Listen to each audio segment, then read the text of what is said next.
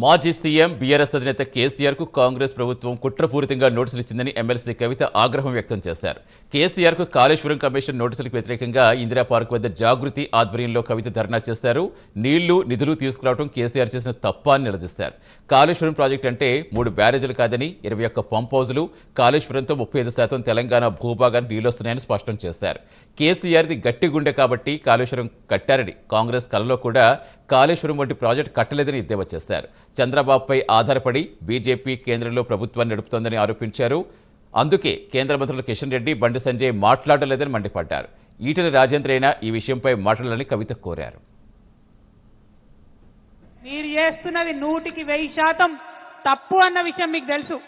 ప్రజాక్షేత్రంలో మేము మిమ్మల్ని ఎండగడతామన్న విషయం తెలుసు. అందుకే ఇవాళ చేస్తున్నటువంటి ప్రజాస్వామ్యబద్ధంగా చేస్తున్నటువంటి ధర్నాను మీరు అడ్డుకోవాలని చూస్తూ ఉన్నారు. ఊరుకునేది లేదు. మీరు మమ్మల్ని ఇక్కడ అడ్డం పడితే హైదరాబాద్లో చేయనీయకపోతే జిల్లా జిల్లా పోతాం బిడ్డ, గల్లీ గల్లీ తిరుగుతాం. మీరు చేస్తున్నటువంటి అన్యాయాన్ని వివరించి చెప్తామని కూడా ఈ సందర్భంగా ప్రభుత్వాన్ని మేము హెచ్చరిక చేస్తా ఉన్నాం. ఏం తప్పు చేసిరు కేసీఆర్ గారు?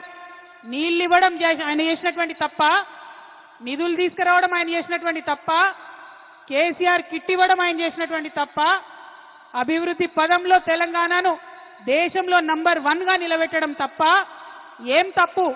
ఎందుకోసం నోటీసులు ఇచ్చిరని ఇవాళ తెలంగాణ జాగృతి తరఫున, యావత్ తెలంగాణ సమాజం తరఫున నేను కాంగ్రెస్ ప్రభుత్వాన్ని ప్రశ్నిస్తా ఉన్నా. కాళేశ్వరం ప్రాజెక్ట్ అంటే కేవలం 3 బెరాజులేనా? కాళేశ్వరం ప్రాజెక్ట్ అంటే కేవలం 3 బెరాజులే అని చెప్పి మీరు ఒక కాంగ్రెస్ కమిషన్ వేసిండ్రు. అది జ్యుడిషియల్ కమిషన్ కాదు, ఏం కాదు.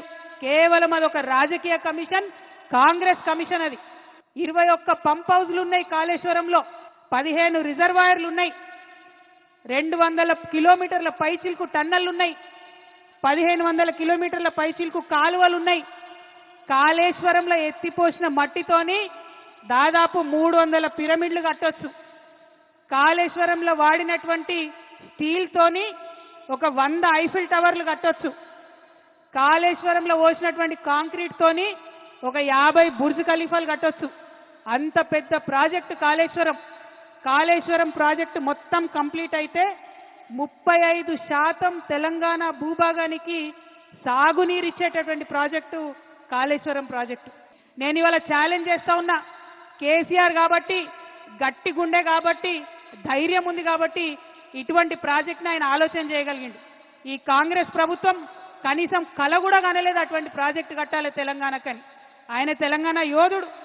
నీళ్ల కోసం పుట్టినటువంటి ఉద్యమం కాబట్టి గోదావరి నదిలో నీళ్లు మన వాటా మనకు రాకపోతే తెలంగాణ ఎడారిగా మారుతుందనే విషయం కేసీఆర్ గారికి తెలుసు కాబట్టి ఇంత పెద్ద ప్రాజెక్టుకి ఆయన రూపకల్పన చేసిండు. అంతకుముందు రాజశేఖర్ రెడ్డి గారు ప్రాణహిత చేవెళ్ల ప్రాజెక్ట్ అని పెట్టి కేవలం 16 టీఎంసీలు తెలంగాణకు వచ్చేటట్టుగా ప్లాన్ చేస్తే కేసీఆర్ గారు దాన్ని మార్చి 16 టీఎంసీలు నిలవ ఉండడం కాదు, 141 టీఎంసీలు నిలవ ఉండాలే అని 15 రిజర్వాయర్లు కట్టింది. మరి కాంగ్రెస్ పార్టీ ఇట్లా తెలంగాణకు ద్రోహం చేస్తుంటే బీజేపీ పార్టీ ఏం చేస్తుంది?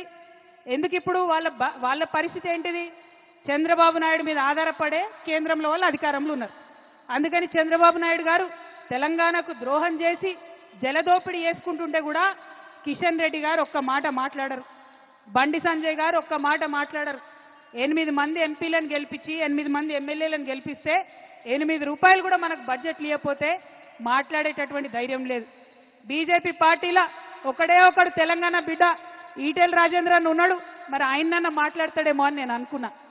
కానీ గోదావరి నీళ్లు అక్రమంగా చంద్రబాబు నాయుడు గారు తరలించకపోతుంటే ఈటెల రాజేంద్రన్ కూడా మాట్లాడలే. అన్నా రాజేంద్రన్న, తెలంగాణ ఆడబిడ్డల తరఫున, తెలంగాణ రైతుల తరఫున, తెలంగాణ జాగృతి తరఫున నేను మిమ్మల్ని రిక్వెస్ట్ చేస్తా ఉన్నా. ఆనాడు ఉద్యమంలో మనం ఏమన్నాం? బీజేపీ నాయకులు పదవుల కోసం పెదవులు మూసుకొని ఉన్నారని చెప్పినాం. ఇవాళ మీరు దయచేసి ఆ అపవాదు తెచ్చుకోకండి. మీరు పార్లమెంటు మెంబర్గా ఉన్నారు, మీరు ప్రధానమంత్రి గారి దగ్గరికి వెళ్ళండి.